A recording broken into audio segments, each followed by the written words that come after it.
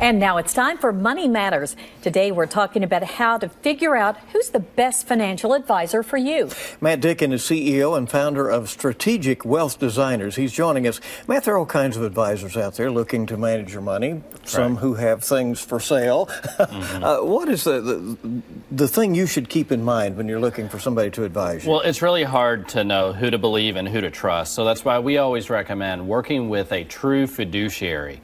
Now, everybody might think that advisors have to always act in your best interest, and that actually is not the case. If they are not a true fiduciary, they only have to recommend things to you that may be suitable, whereas a fiduciary advisor has to recommend truly what is the best option for you in your situation. So once you have figured all of that out, what's the next step in finding the best fit? Well, I always recommend going with someone that is independent and not necessarily tied to any one particular company. You know, it's pretty interesting if you work with someone that's a representative of a certain insurance company or bank or brokerage firm. It's pretty amazing how they'll pretty much always recommend whatever that company is offering.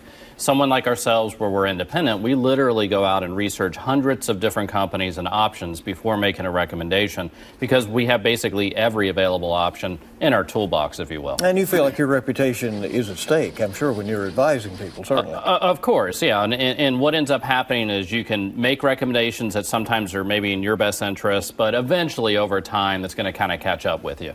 And finally, you say there are two very different phases that should play into who you work with. What are those stages? This is probably the biggest issue. You know, most advisors are well-versed and trained on the first phase of retirement planning, which is the accumulation phase, which everybody goes through. It's while you're creating your nest egg. At some point in the future, you start to transition into the second phase, which is the distribution phase, as you start to take money out or get ready to start taking money out of your accounts.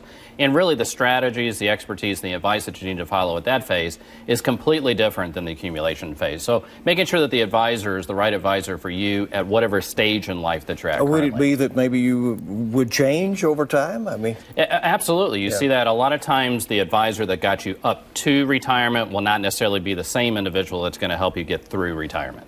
All right. Good information as always. Thank you very much.